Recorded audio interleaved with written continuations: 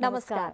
Nepal television समाचारमा स्वागत छ। म श्वेता सिन्हा र म अनिता बिन्दु। सुरुमा प्रमुख समाचार। नेपालमा कोरोना संक्रमण सँगसँगै संक्रमण मुक्त हुनेको संख्या पनि बढ्दो। संक्रमण मुक्तहरू भन्छन् आत्मबल बलियो भए कोरोना जित्न सकिन्छ। विगत 24 घण्टामा कोरोनाबाट 14 जनाको मृत्यु। सतर्कता र स्वास्थ्य सुरक्षाका उपाय अपनाउन स्वास्थ्य मन्त्रालयको पुनः आग्रह। विराटनगरमा संस्थागत आइसोलेसन केन्द्रहरूको अभाव। पुराना क्वारेन्टिन स्थललाई नै आइसोलेसन केन्द्र बनाइदै। 2.5 वर्षभित्र लुम्बिनी गुरु योजनाका सबै काम पूरा गरिने पर्यटन मन्त्रीको प्रतिबद्धता। लुम्बिनीलाई विश्व शान्ति ग्रामका रूपमा विकास गर्ने योजना। 4 दशकदेखि जारी हिंसा अन्त्य गर्न अफगान सरकार र तालिबान बीच वार्ता सुरु। अमेरिकी मध्यस्थतामा भएको पहिलो वार्ता। र युएस ओपन टेनिसको उपाधिका लागि अलेक्जेन्डर जेभरेभ र डोमिनिक थिएम बीच प्रतिस्पर्धा हुने। दुवैका सामु पहिलो ग्रान्ड स्लाम जित्ने मौका।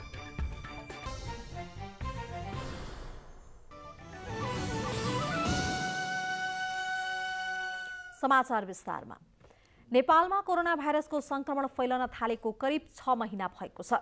यस अवधिमा संक्रमित हुनेको संख्या बढ्दो छ भने कोरोनालाई जितेर संक्रमण मुक्त हुनेहरू पनि त्यत्तिकै बढेका छन्।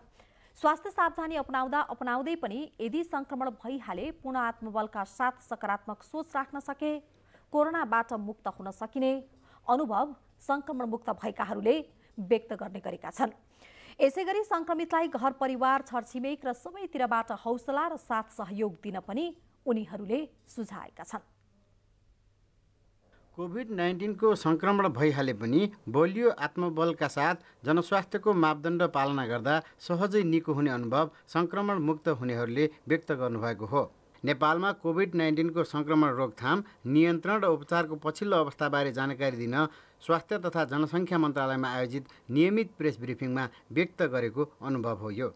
कामकै सिलसिलामा कहाँ र कसरी संक्रमण भयो भन्ने थाहा नभएको र सुरुमा संक्रमणको खबर पाउँदा मन आत्तिए पनि सबैको सद्भावका कारण 16 दिन घरमा नै आइसोलेसन बसेर सहजै संक्रमण मुक्त भएको अनुभव शिवहरि आचार्यले व्यक्त गर्नुभयो। कोरोनालाई जित्नलाई आत्मविश्वास, क्षमता, इनर्जेटिक त्यो पौष्टिक तत्त्वहरू चाहिँ अलिकति धेरै खाने र अलि इनर्जेटिक भएपछि अनि कोरोनालाई चाहिँ राम्रोसँग सहज तरिकाले जित्न सकिन्छ।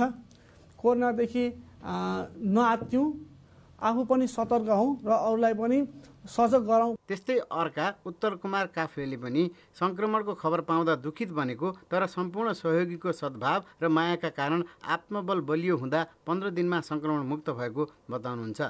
आज तपाईँ संक्रमित हुनुहुन्न भन्दैमा भोलि पनि हुनुहुन्न भन्ने ग्यारेन्टी कसैले पनि गर्न सक्दैन। कोभिड-19 का बिरामीहरू, यसको विरुद्धमा अहोरात्र खटिने सबै स्वास्थ्य कर्मी, सुरक्षाकर्मीहरू तथा अन्य सबैलाई माया र सद्भावपूर्ण व्यवहार गरे मात्र सबैको साथ र सहयोगले एकबद्ध भई हामीले यो महामारीमाथि विजय प्राप्त गर्न सक्दछौँ। यदि संक्रमित भइहाले अनुकूल भए घरमा र नभए नजिकैको आइसोलेसनमा बस्न र मापदण्डको पालना गर्नु नै यसको उत्तम विकल्प भएको उहाँहरूको अनुभव छ। संक्रमण भएको थाहा पाएर अवहेलना गर्ने गरेको पनि सुनेको भन्दै यस्तो नगर्न संक्रमितहरूलाई सक्दो माया र सद्भाव एवं हौसला दिनुपर्ने सुझाव उहाँहरूको छ। क्यामेरामा राम थापाका साथ केशवराज विष्ट, नेपाल टेलिभिजन। नेपालमा कोभिड-19 को संक्रमणबाट गएको 24 घण्टामा 14 जनाको मृत्यु भएको छ। यो सँगै मृत्यु हुनेको संख्या 336 पुगेको छ। गत 24 घण्टामा नयाँ 1201 जना संक्रमण पुष्टि भएको छ। 24 घण्टाभित्र 852 जना संक्रमण मुक्त भएका छन्। नेपालका 6 जिल्लामा 500 बढी सक्रिय संक्रमित रहेका छन् भने 7 जिल्ला संक्रमण मुक्त भएका छन्। गत 24 घण्टामा भएको 10,176 नमुना परीक्षणमा नयाँ 1,201 जनामा संक्रमण देखिएको हो। त्यस्तै 24 घण्टाभित्र 14 जनाको मृत्यु भएको छ। हालसम्म संक्रमित हुनेको संख्या 53,120 रहेको छ भने संक्रमण मुक्त हुनेहरूको संख्या 37,524 पुगेको छ। एकै दिन 852 जना संक्रमण मुक्त भएका छन्। उपत्यकामा शनिबार नयाँ 431 जनामा संक्रमण भेटिएको छ। त्यसमध्ये काठमाडौँमा 377, ललितपुरमा 37 र भक्तपुरमा 17 जना रहेका छन्।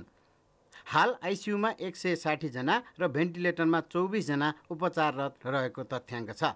हाल सक्रिय सङ्क्रमितको सङ्ख्या 15,260 छ, जसमध्ये संस्थागत आइसोलेसनमा 9,107 र होम आइसोलेसनमा 6,153 रहेका छन्। त्यसै गरी क्वारेन्टिनमा रहनेहरूको सङ्ख्या 6,354 रहेको छ। यसैबीच रोग लागेर उपचार गराउनुभन्दा रोग नै लाग्न नदिन सचेत हुनुपर्ने भन्दै जनस्वास्थ्यको मापदण्डको पूर्ण पालना गर्न स्वास्थ्य तथा जनसङ्ख्या मन्त्रालयले पुनः आग्रह गरेको छ। यो रोगबाट बच्नको लागि 3वटा कुराहरू अझ पनि सावधानीपूर्वक अपनाउनु हुन म सम्पूर्ण नेपाली दाजुभाइ दिदीबहिनीहरूलाई म अनुरोध गर्न चाहन्छु। अत्यन्त जरुरी नपरी घरबाट ननिस्किनुहोस्। अहिले निषेधाज्ञा खुकुलो भएको अवस्था छ, यतिकै ननिस्किनु होला। दोस्रो नम्बर, कम्तीमा पनि 2 मिटरको दूरी कायम गर्नुहोला एक व्यक्तिबाट अर्को व्यक्तिसम्म। यदि 2 मिटरको दूरी कायम गर्न सकिँदैन भने त्यस्तो ठाउँमा नजानुहोला र मास्क अनिवार्य रूपमा प्रयोग गर्नुहोला र बेला बेलामा मिलेसम्म साबुन पानीले राम्रोसँग हात धुने र सम्भव नभएमा सेनिटाइजर प्रयोग गर्नुहोला। यति गर्यो भने कोरोना रोग लाग्नबाट बचाउन सकिन्छ। कोभिड सङ्क्रमित भइहाले पनि पोसिलो खाना खान, सुरक्षित आइसोलेसनमा बस्न मन्त्रालयले आग्रह गरेको हो। क्यामेरामा राम थापाका साथ केशवराज विष्ट, नेपाल टेलिभिजन। पुराना क्वारेन्टिनहरूलाई आइसोलेसन केन्द्र बनाइएको विराटनगर महानगरपालिकाले मापदण्ड अनुसार आइसोलेसन केन्द्रहरूको स्तर वृद्धि गर्ने तयारी सुरु गरेको छ। महानगरपालिका क्षेत्रमा कोरोना संक्रमितहरूको संख्या दैनिक बढ्न थालेको र संस्थागत आइसोलेसन अपुग भएपछि मापदण्ड बमोजिमका आइसोलेसन बनाउन लागि हो। कोरोना संक्रमितहरूको संख्या बढेपछि विराटनगर महानगरपालिकामा बनाएका आइसोलेसन सेन्टरहरूको सुविधा वृद्धि गर्ने प्रक्रिया सुरु गरिएको छ। विराटनगर महानगरपालिकाले संक्रमितहरू बढ्न थालेपछि महानगरपालिका क्षेत्रमा रहेका क्वारेन्टाइनहरूलाई नै आइसोलेसन सेन्टर बनाएको थियो। बैजनाथपुर स्वास्थ्य चौकी, मारवाडी सेवा सदन र काली सेवा सदनलाई 100 शय्याको आइसोलेसन सेन्टर बनाएकोमा आइसोलेसन सेन्टरको मापदण्ड अनुसार स्तर वृद्धि गर्ने कार्य सुरु भइसकेको विराटनगर महानगरपालिकाकी उपमेयर इन्दिरा कार्कीले जानकारी दिनुभयो। आइसोलेसनमा हामीले गऱ्यौँ, तर प्रोटोकलका केही कुराहरू नपुगेको पनि अवस्था छ, केही कुरा पुगेको पनि अवस्था छ। अक्सिजनहरू हाम्रो छ हैन, अक्सिजन छ, पल्स अक्सिमिटर पनि छ, तर कहीँ पुगेको छैन। यी सबै कुरालाई अब प्रोटोकल अनुसार बनाउने हामी प्रयासमा छौँ।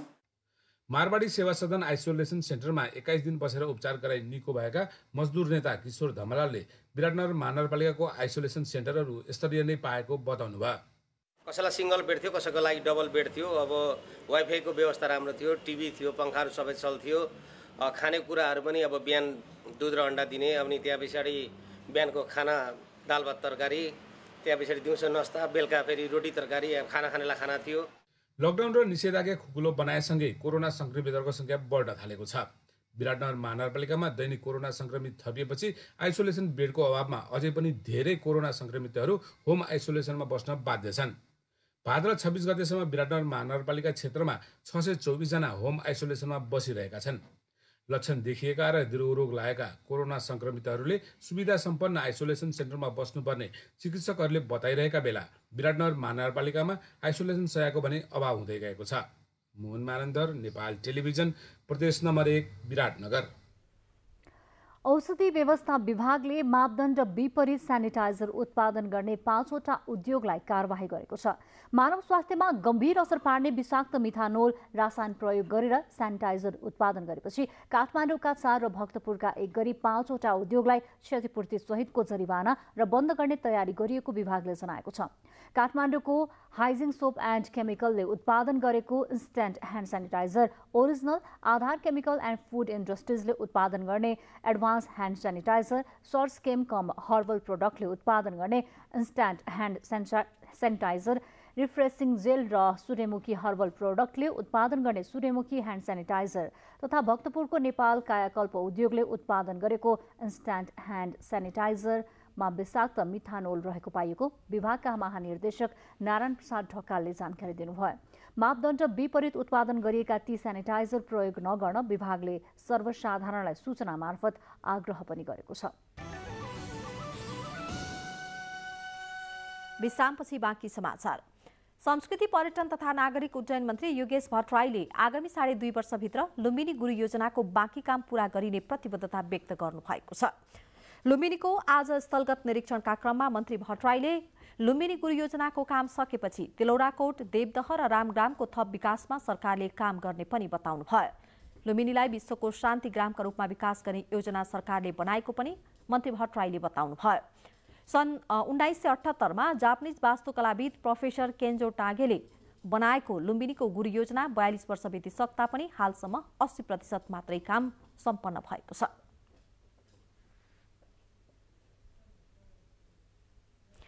यसैबीच गौतम बुद्धको जन्मस्थल लुम्बिनीलाई बृहत्तर लुम्बिनीका रूपमा विकास गर्न बौद्ध सर्किट बनाउने कामको तयारी अगाडि बढाइएको छ। अबको 2.5 वर्षमा सम्पन्न गर्ने गरी काम करिब 7 अर्ब रुपैयाँ लागतमा योजना तथा कार्यक्रमहरू बनाइएको लुम्बिनी विकास कोषले जनाएको छ। गौतम बुद्धको जन्मस्थल लुम्बिनीलाई ग्रेटर लुम्बिनीका रूपमा अगाडि सारेर एक सांस्कृतिक सहरका रूपमा विकास गर्ने गरी 3वटा कामलाई वर्तमान समयमा अगाडि बढाउने तयारी भएको छ। नेपाली समुदायले बाचा गरेको पहिलो गुरु योजना सम्पन्न गरी अन्तर्राष्ट्रिय शान्ति केन्द्रको रूपमा विकास गर्ने, बृहत्तर लुम्बिनीका लागि कपिलवस्तु, देवदह, सैना मैना र परिनिर्माण भएको अस्तु धातु राखिएको विश्वको एकमात्र चैत्य रामग्रामलाई जोडेर बुद्ध सर्किट बनाउने कामको तयारी भएको लुम्बिनी विकास कोषले जनाएको छ। विगत 2 दशक अगाडिबाट प्रचलित र पूरा नभएको केन्जो टागेको गुरु योजनालाई अबको 2.5 वर्षमा सम्पन्न गर्ने गरी काम अघि बढेको लुम्बिनी विकास कोषका उपाध्यक्ष अवधेश त्रिपाठीले बताउनुभयो।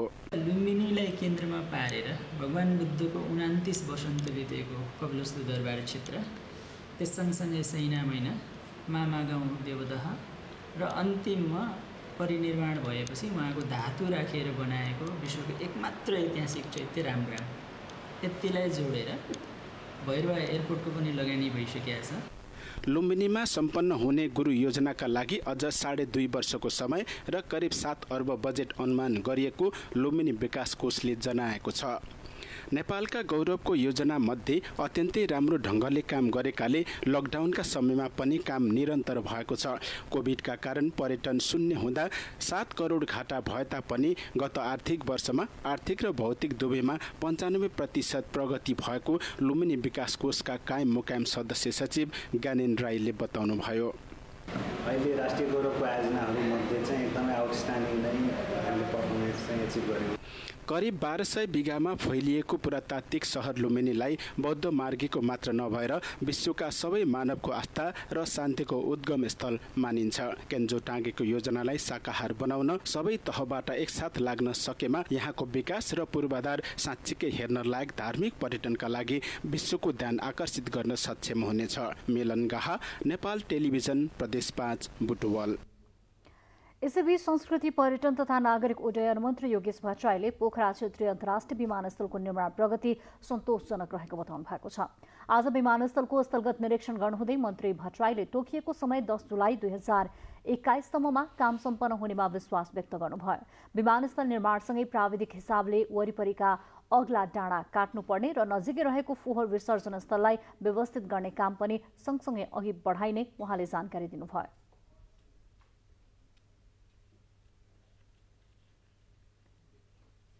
चिनिया र नेपाली कामदार गरेर यो कोभिडको बिचमा पनि झन्डै 250 मानिसहरूले दैनिक काम गरेका छन् र यहाँको आयोजना प्रमुखले र अरू यहाँको कर्मचारी साथीहरूले जुन मेहनतपूर्वक काम गर्नुभएको छ, सुरुदेखि नै यो आयोजना एकदमै राम्रो प्रगतिमा भएको छ।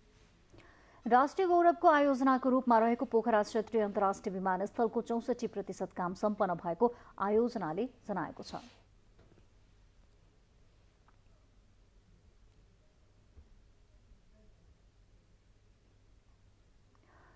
कोभिड-19 को महामारीका कारण विद्यालय खुल्न नसकेको स्थितिमा निजी विद्यालयमा वैकल्पिक प्रणालीको सिकाइको शुल्क र शिक्षकको तलब व्यवस्था गर्न समस्या देखिएको छ। एक भर्चुअल बहसमा शिक्षा विज्ञान तथा प्रविधि मन्त्रालयले जारी गरेको विद्यार्थी सहजीकरण निर्देशिका 2077ले केही संस्था गरे पनि अझै धेरै विषयहरूमा अन्योलता कायम नै रहेको सहभागीहरूले बताएका छन्। निर्देशिका जारीसँगै सबै विद्यार्थीको सिकाइ सुनिश्चितता हुनुपर्ने तथा स्थानीय सामग्री र स्रोतको उचित प्रयोग गरी सिकाइलाई थप व्यवस्थित बनाउनु पर्ने आग्रह सरकारवालाहरूले गरेका छन्। विश्रामपछि समाचारमा स्वागत छ। काभ्रेको सागानाका हुँदै बेलुका 9 बजेदेखि बिहान 4 बजेसम्म निर्माण सामग्री बोकेर सयौं टिपर उपत्यका प्रवेश गर्ने गरेका कारण एम्बुलेन्स लगायतका साना ठूला सवारी साधनहरूलाई समस्या भएको छ। टिपरहरूले राजमार्ग नै ढाकेपछि समयमै बिरामीलाई अस्पताल पुर्याउन कठिन भएको एम्बुलेन्स चालक बताउँछन्। बनेपाबाट काठमाडौँ पुग्न 30 मिनट लाग्ने गरेकोमा टिपरका कारण हिजो आज 3 घण्टा लाग्ने गरेको एम्बुलेन्स चालकहरूको भनाइ छ। बेलुकीको समयमा दैनिक 2000 भन्दा बढी टिपर काभ्रेबाट उपत्यका प्रवेश गर्ने गरेको ट्राफिक प्रहरी निरीक्षक विशाल तामाङले जानकारी दिनुभयो। डोटीको सदरमुकाम सिलगढीका अधिकांश सरकारी कार्यालय र प्रसिद्ध शैलेश्वरी मन्दिर जोड्ने मुख्य सडकको पर्खाल भत्किँदा सडक अवरुद्ध भएको छ। अर्को पर्खाल बनाउनका लागि ढुङ्गा निकाल्ने क्रममा उक्त पर्खाल भत्किएको स्थानीयले बताएका छन्। सडक अवरुद्ध हुँदा ब्याङ्क तथा जिल्ला प्रशासन, मालपोत, नापी, कृषि ज्ञान केन्द्र लगायत कार्यालयमा कामका लागि जाने सेवाग्राहीलाई पनि शास्ति भएको छ। भवन निर्माण कम्पनी र सरकारी वकिल कार्यालय बीच बैठक बसी छिटोभन्दा छिटो सडक सुचारू गर्ने निर्णय भएको निर्माण कम्पनीका सञ्चालक देवेन्द्र खड्काले बताउनुभयो।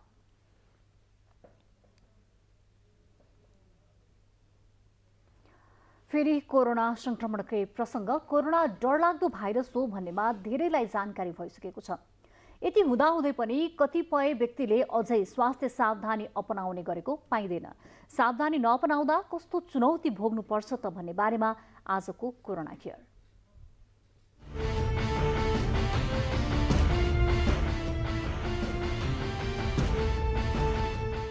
त्रिभुवन विश्वविद्यालयका सहप्राध्यापक डाक्टर रञ्जन कुमार दाहाल कोरोना संक्रमण मुक्त भएर अहिले स्वास्थ्य लाभ गरिरहनु भएको छ।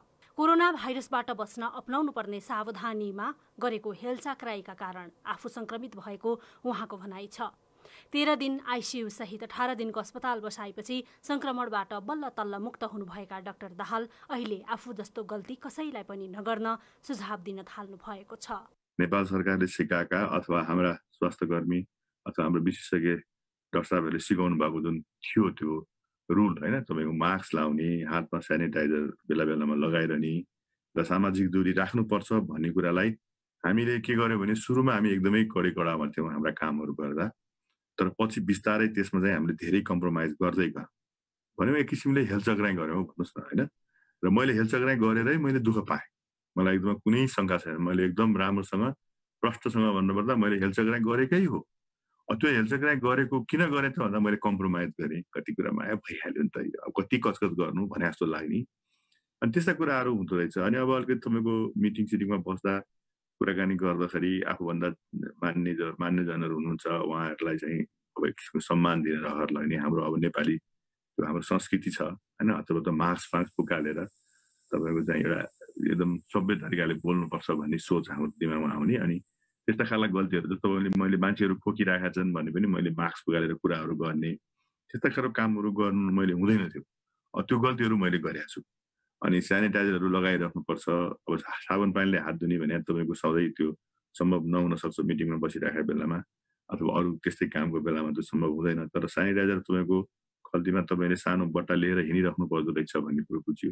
सरकारले कोरोना संक्रमणबाट बच्न भौतिक दूरी कायम गर्न, मास्कको प्रयोग गर्न र पटक पटक साबुन पानीले हात धुन वा सेनिटाइजरको प्रयोग गर्न सुझाव दिँदै आएको छ। तर यो सुझावको व्यवस्था गर्दा वा हेलचक्राइ गर्दा डाक्टर दाहाल जस्तै धेरै मानिस संक्रमणको जोखिममा पर्ने गरेका छन्। कोरोनाको संक्रमण भएपछि मानिसले कल्पना गरेको भन्दा बढी दुःख पाउने अनुभव उहाँको छ। मास्क, सेनिटाइजर र सामाजिक दूरी भनेर मासासा भनेर मैले सामाजिक सञ्जालहरूमा पनि अनुरोध गरिराखेको छु। त्यसलाई चाहिँ कम्तीमा एउटा सबैजनाले चाहिँ पालना गरिदिनुहोस्। किनभने दुःख किन पाउने? अब हामीले दुःख पायौँ, अरूजना अरू केही सरहरूले के डाक्टर साहबहरूले पनि दुःख पाएका कुराहरू उहाँहरूले पनि टेलिभिजनमा भनिराख्नु भएको छ। त्यसले ती कुराहरूलाई एकदमै मनन गरेर तपाईँहरू किन दुःख पाउनुहुन्छ, हामीले त यस्तो दुःख पायौँ भन्ने खालको चाहिँ मैले सबैलाई अनुरोध गर्छु। हेर्नुहोस्, र दुःख नपाउनलाई गर्नु पर्यो के भन्दाखेरि आफू बाहिर निस्किनु। अब तपाईँले म कोरोना छ केही गर्दिनँ भनेर तपाईँ घरभित्र थुनेर बस्ने दिन अब छैन। हेर्नुहोस्, त्यो स्वाभाविक रूपले हो। त्यही भएर बाहिर निक्लिँदाखेरि चाहिँ म जस्तो हेलचक्राइ मैले जुन तरिकाको हेलचक्राइ गरेर दुःख पाएको छु त्यसरी हेलचक्राइ नगरिदिनुहोस्। सबैजनाले यो मास्क, सेनिटाइजरको र सामाजिक दूरीको नियमलाई एकदमै कडाको साथ पालना गर्नुहोस्। कहीँ पनि आफूले चाहिँ म यो भइहाल्यो नि भन्ने खालको कुरा राखेर कम्प्रोमाइज नगर्नु। र त्यो जान्दै गल्ती गरिन्छ। बुझ्दा बुझ्दै गल्ती गरिन्छ। त्यस्तो नगरिदिनुस्। जोखिमपूर्ण अहिलेको अवस्थामा कोरोना संक्रमणबाट बच्न सावधानीको उपाय अवलम्बन गर्नुको विकल्प छैन। कथम कदाचित संक्रमण भइहाल्नेमा पनि मनोबल उच्च बनाउनु पर्दछ। यो भाइरस विरुद्धको औषधि र खोप अझै पत्ता लाग्न नसकेकाले मनोवैज्ञानिक असर बढी पर्न सक्छ। यो अवस्थामा चिकित्सक, स्वास्थ्यकर्मी, परिवारका सदस्य र समाजले नै हौसला दिनुपर्दछ। डाक्टर दाहाल सबैको हौसलासँगै आफ्नो आत्मबल बलियो बनाउँदा मात्र संक्रमणबाट मुक्त हुन सकेको अनुभव सुनाउनुहुन्छ। उहाँहरूले जुन हौसला दिनुभएका शब्दहरू एकदमै याद छ। सर तपाईँ नआत्तिनुहोस्, केही हुँदैन, यो सबै सर आफूलाई चाहिँ एकदमै हामीले राम्रो औषधि उपचार गरिराखेका छौँ, तपाईँले प्रगति गरिराख्नु भएको छ, तपाईँको सबै फङ्सन राम्रो हुँदै आएको छ, पोक्सोले राम्रो काम गर्दै आइरहेको छ, तपाईँ आत्तिँदै नआत्तिनु होला भनेर उहाँहरूले जुन धाडस दिनुहुन्थ्यो, जुन हौसला दिनुहुन्थ्यो, हामीले एकदम मेहनत गरिरहेछौँ भन्नुहुन्थ्यो र उहाँले विभिन्न किसिमका औषधिहरू दिइराख्नुहुन्थ्यो। त्यो अब किनभने मेडिकली जुन कुराहरू अहिले युज गरिराखेका छन् कोभिडको बिरामीलाई यो गर्नुपर्छ भन्ने चाहिँ भएका सबै औषधिहरू उहाँहरूले प्रयोग गरिराख्नु भएको थियो मलाई। अनि त्यो बेलाको मनोविज्ञानले चाहिँ अलिकति आफूलाई अप्ठ्यारो पारे पनि डाक्टर साहबहरूको मेहनतले चाहिँ आफूलाई त्यसलाई जित्न सकिँदो रहेछ। र मलाई दोस्रो दिनपछि नै अलिकति के भने होइन म भाँच्छु कि क्या हो जस्तो चाहिँ मलाई लाग्न थाल्यो। कोरोनाको संक्रमण भएपछि समाजले नकारात्मक दृष्टिले हेर्ने गरेको पाइन्छ। संक्रमणबाट मुक्त भइसकेपछि पनि समाजले सकेसम्म परै राख्न खोज्ने गरेको अनुभव डाक्टर दाहालको छ। कोरोना डरलाग्दो भाइरस हो र यसको संक्रमण भएपछि निकै कठिन हुने भएकाले संक्रमण हुनै नदिने गरी सावधानीका उपाय अवलम्बन गर्नुपर्दछ। यो सँगै कोरोना बारेको भ्रम हटाउन जागरणका कार्यक्रमलाई अझ प्रभावकारी बनाउनु पर्ने देखिन्छ।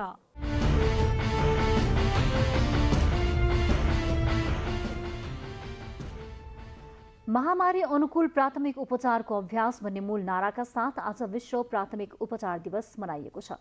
दिवसको अवसरमा सरकारले विशेष कार्यक्रम सञ्चालन नगरे पनि रेड क्रस जस्ता सङ्घ संस्थाले भर्चुअल कार्यक्रम गरी मनाएका छन्। यसैबीच यसै आर्थिक वर्षबाट सञ्चालनमा लैजाने गरी सरकारले प्राथमिक उपचारलाई विस्तार एवं पहुँचयोग्य बनाउन प्री अस्पताल केयर र एकीकृत एम्बुलेन्स सेवा सञ्चालनको गृह कार्य गरेको छ। आकस्मिक अवस्थामा एवं दुर्घटनामा परि घाइते भएका वा चोटपटक लागेका व्यक्तिको अवस्था अझै नबिग्रियोस् भनेर चिकित्सकको पहुँचमा पुग्नु अघि गरिने सामान्य उपचार प्राथमिक उपचार हो। प्राथमिक उपचारले बिरामी वा घाइतेलाई तत्काल राहत तथा मानसिक रूपमा खतरा मुक्त भएको महसुस गराउन मद्दत गर्छ। यसै विषयमा जनचेतना जगाउन विश्व प्राथमिक उपचार दिवस मनाउने गरिन्छ। महामारी अनुकूल प्राथमिक उपचारको अभ्यास भन्ने मूल नाराका साथ आज विश्व प्राथमिक उपचार दिवस मनाइएको छ। दिवसको अवसरमा सरकारले विशेष कार्यक्रम नगरे पनि रेड क्रस जस्ता सङ्घ संस्थाले भर्चुअल कार्यक्रम गरी मनाएका छन्। यद्यपि सरकारले प्राथमिक उपचारलाई विस्तार एवं पहुँचयोग्य बनाउन प्री अस्पताल केयर र एकीकृत एम्बुलेन्स सेवा सञ्चालनको गृह कार्य सुरु गरेको छ। यो चाहिँ अब समुदायसँगकै वास्तवमा कार्यक्रम भएका हुन् है, नभएको होइन, तर नेपाल सरकारको ठोस त्यस्तो नीतिहरू मार्फत चाहिँ त्यस्तो कार्यक्रम आएको थिएन। अब अहिले चाहिँ यसलाई चाहिँ एकदमै व्यवस्थित रूपमा लानुपर्छ, सङ्गठित रूपमा लानुपर्छ भनेर कार्यक्रम यसपालिदेखि चाहिँ आएको छ। 3वटा नम्बर भएको एम्बुलेन्स सञ्चालन गर्ने देशैभरि भनेर एउटा कार्यविधि तयार भइरहेछ, सायद स्वीकृत हुने क्रममा होला त्यो। र त्यसको लागि आवश्यक व्यवस्थापन र बजेटको काम पनि मन्त्रालयमा भइरहेछ। कार्यविधि चाहिँ लगभग टुङ्गिसक्या हो, स्वीकृति हुने क्रममा छ होला र बजेटको बाँडफाँडको व्यवस्था पनि भइरहेछ। पछि एकीकृत रूपमा एम्बुलेन्स सञ्चालन हुन्छ, स्थानीय तहले पनि त्यसको नियन्त्रण समन्वय गर्छ, प्रदेशले प्रदेशभरि गर्छ र अनि केन्द्रमा चाहिँ त्यस्तो कुनै डिजास्टर महामारी जनस्वास्थ्यका त्यस्ता विपत्तिहरू भयो भनेदेखि कुन ठाउँमा हो ठ्याक्कै त्यो चाहिँ हाम्रो जिपिआरएस सिस्टम मार्फत लोकेट गरेर एम्बुलेन्सहरूलाई त्यतितिर कन्सन्ट्रेट गरेर पठाउन सकिने खालको व्यवस्था भइरहेछ अहिले। हालसम्म मुलुकभर 1002 जना प्रशिक्षक र 30,000 जना प्राथमिक उपचार स्वयंसेवकहरूले सेवा दिँदै आएका छन्। प्राथमिक उपचार विधिलाई विद्यालय स्तरको पाठ्यक्रममा समेटिएको छ।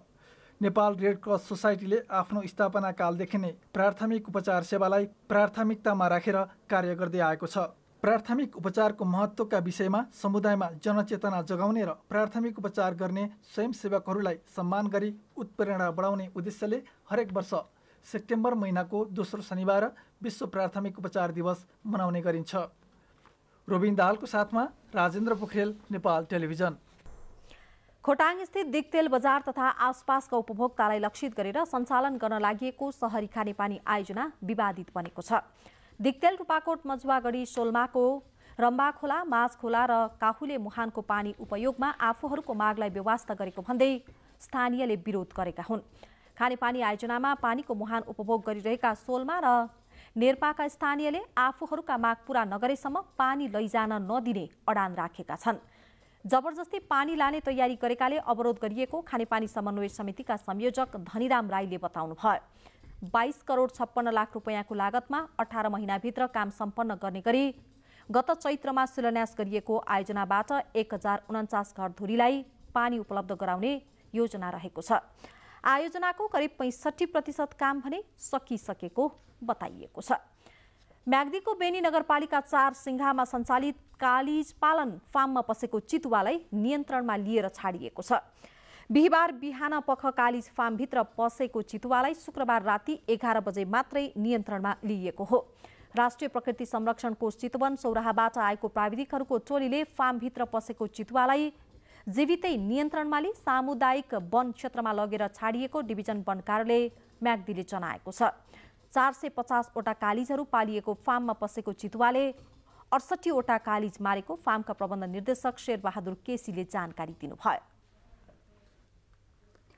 अब केही अन्तर्राष्ट्रिय समाचार। अफगानिस्तानमा जारी 4 दशकदेखिको हिंसा अन्त्य गरी दिगो शान्ति स्थापना गर्ने उद्देश्यले कतारको दोहामा सरकार र तालिबानी समूहबीच वार्ता सुरु भएको छ।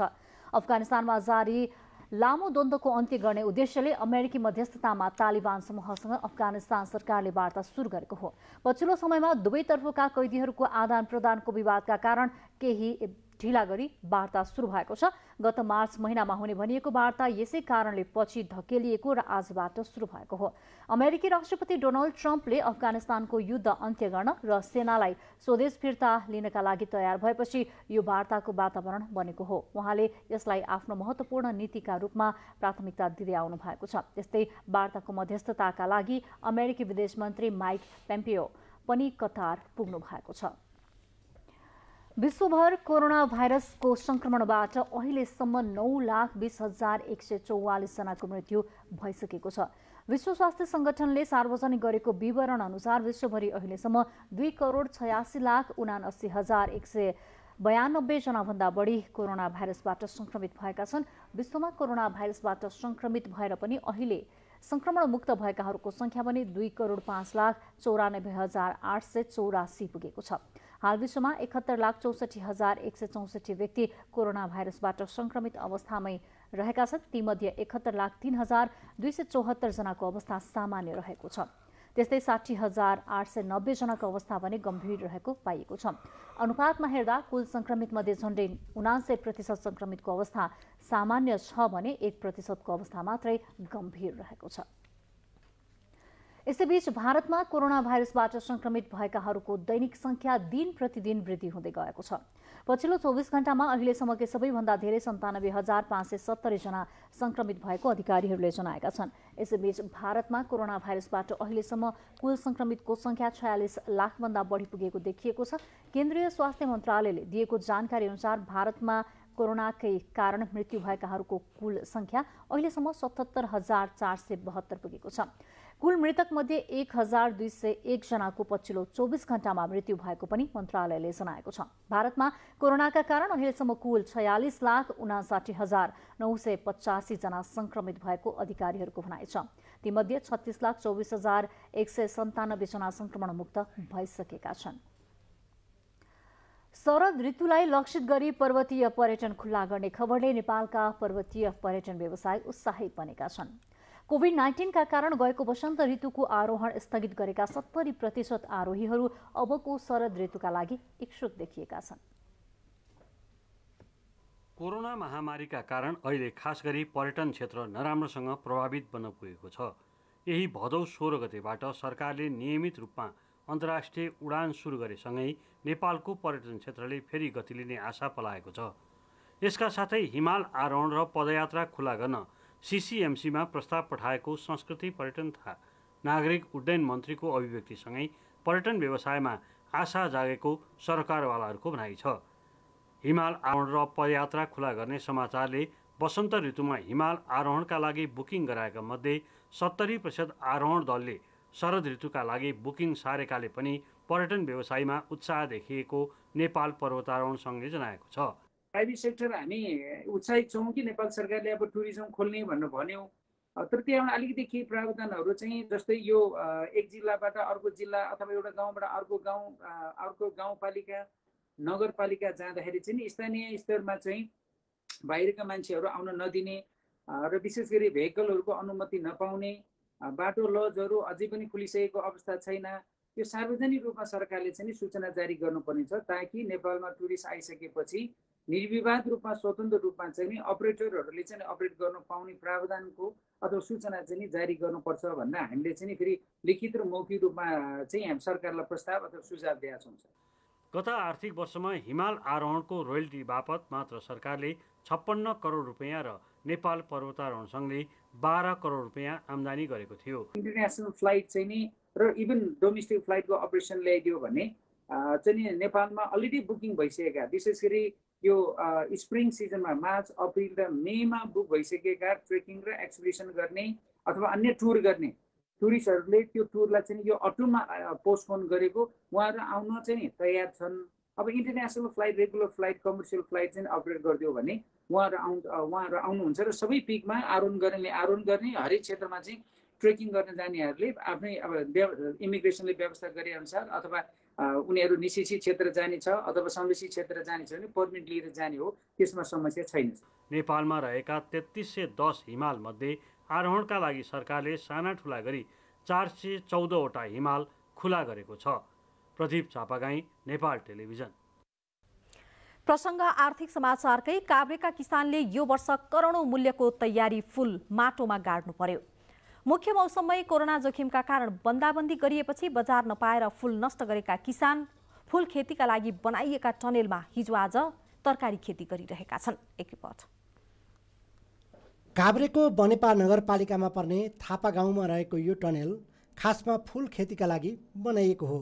गएका वर्षहरूमा यी टनेलमा कार्डिनेसन, लिमोनियम, जरबेरा लगायत जातका फूल ढकमक्क हुन्थे। राम्रो मूल्यको आशामा यो वर्ष मात्र टनेल र बिरुवामा गरी लाखौँ लगानी गरिएको थियो। यत्रो लगानी गरेर रोपेको फूल नष्ट गर्नुपर्दा किसान निकै पिरोलिएका थिए। यो एउटा स्टिकको 18 रुपियाँले हिसाब गर्दा यहाँ 40 देखि 50 वटा छ, यसको 600 रुपियाँ पर्छ बजार। यो खेर गयो, अब यो त यति त खेर भन्दा कति धेरै गइसक्यो, यसो धेरै ठाउँमा गइसक्यो खेर। तर फूल नष्ट गरेपछि खाली बनेका यी टनेलमा अहिले भने गोलबेडा, भेडे खोर्सानी लगायत विभिन्न जातका तरकारी र फलफुलका बिरुवा लगाइएको छ। करोडौं मूल्यको फूल नष्ट गर्नुपर्दा निराश बनेका किसानलाई अहिले तरकारीको भाउले भने केही राहत मिलेको छ। महामारीले गर्दाखेरि अब यो संसारमै फुलहरूको कारोबार बन्द भएको र हाम्रो देशमा त झनै त्यसको ठुलो असर परिरहेको अवस्थाले हामीले चाहिँ अब यो तरकारीमा अथवा यो चाहिँ अलिअलि भए पनि यसो खपत हुने र त्यसको यो फर्म टिकाउने हिसाबले हामीले यो काम गरेका छौँ। फूल खेतीका लागि काभ्रेमा ठुलो लगानीका 8वटा फार्म सञ्चालनमा छन्। यसबाहेक सानो लगानीमा फूल खेतीमा उभिने किसान पनि थुप्रै छन्। फूल खेतीप्रति यहाँका किसानको लगावकै कारण केही वर्ष यता नेपालमा फूल आयात घट्दो क्रममा थियो। तर एकैचोटि करोडौं मूल्यको फूल फाल्नु पर्दा किसान अब फेरि फूलमा लगानी गर्ने कि नगर्ने भन्ने दुविधामा छन्। काभ्रेमा यो वर्ष 5 करोड रुपियाँ भन्दा बढीको फूल नष्ट गरिएको कृषि ज्ञान केन्द्रको आकलन छ। बढ्दो परनिर्भरता घटाई देशलाई फूलमा आत्मनिर्भर बनाउन तम्सिएका किसानलाई यो खेतीबाट पलायन हुनबाट रोक्न जरुरी देखिन्छ।